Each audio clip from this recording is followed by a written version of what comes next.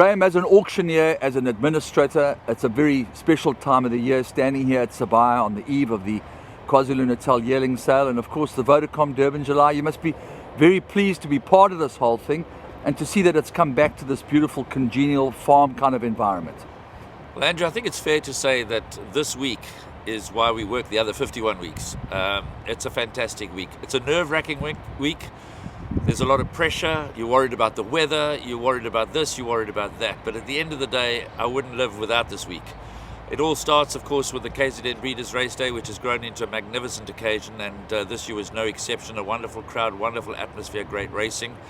And of course, that's part of the promotion of the KZN yearling sale, which is obviously not just open to KZN breeders, but we welcome breeders from around the country to KwaZulu-Natal at this time of the year. It's a sale that in recent years has turned the corner. And in recent times, we've seen such horses as Louis the King, Triple Crown winner, multiple Grade 1 winner, same jurisdiction, Happy Valentine, Seal, come off the sale. So there's quality to be had here. And of course, over the last couple of years, they've added that little carrot of the 1 million rand race on Vodacom Durban July Day, because it's great to have that race as part of the Vodacom Durban July program.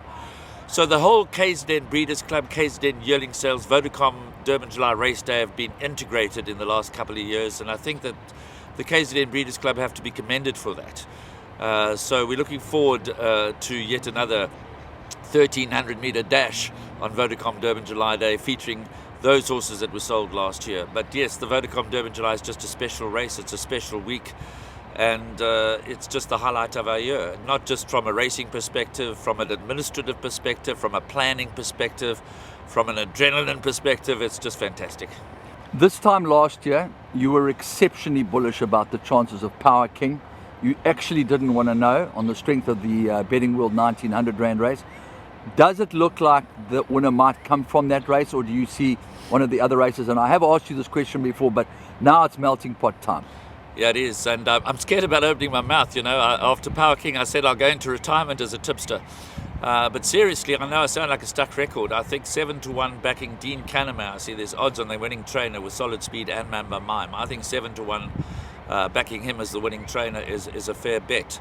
I was really impressed with both Solid Speed and Mamba Mime's gallop. There were a few others that caught my eye on the day, but I've been a Mamba Mime fan for a long time.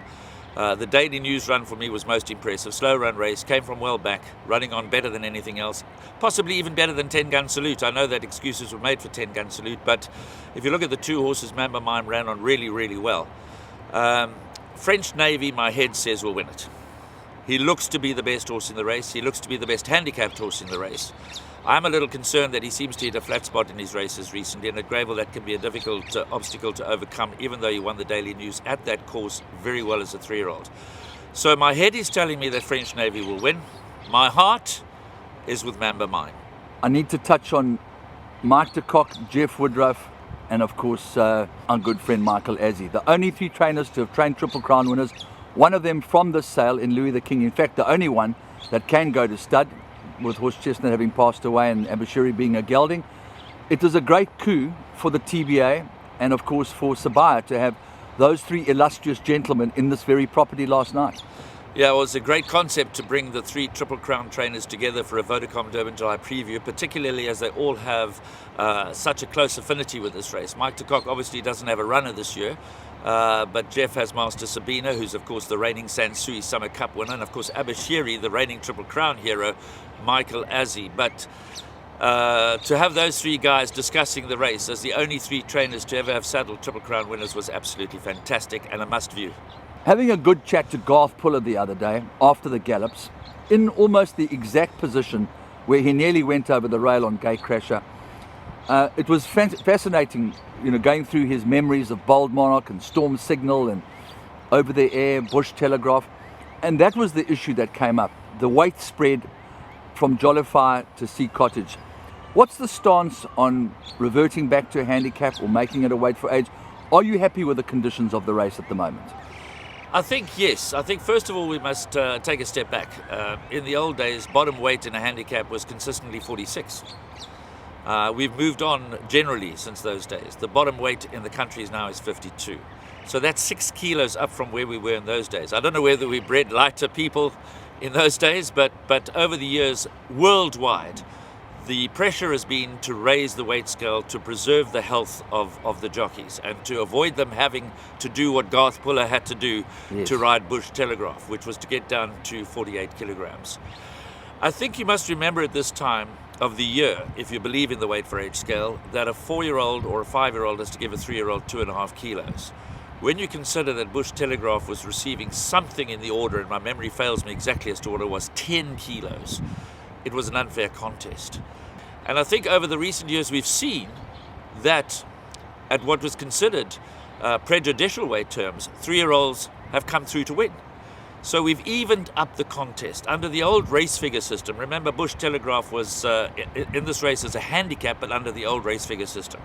So he came in with, despite the fact that he was unbeaten 8 out of 8, he came in with a ridiculously low weight. He was actually chucked in if you consider the weight for age terms. Sure. And I think what we've done, although it's not a true weight for age race and it's not a true handicap, we have evened up the playing fields for the older horses against the younger horses, and it's made for a fascinating clash. I think the conditions are fair, and although Legal Eagle suppressed the weights this year, I think we've got a fascinating contest in our race. We're betting 5.5 to 1 the field, and I think Bella Bella's going to drift even before race day. So we've got an intriguing contest. Everybody's telling me you can't find a winner. It's almost open Vodacom Durban July and years. Well, that's fantastic. For a 14 million rand quartet. Absolutely. To win the quartet is going to take some doing. To win the pick 6 on Saturday is going to take some catching, and we predict that pool to get to 15 million. And I guess we're all going to be playing it the same way. I think Maleficent is going to be you turn that over and you survive it, you're in line for a very big dividend.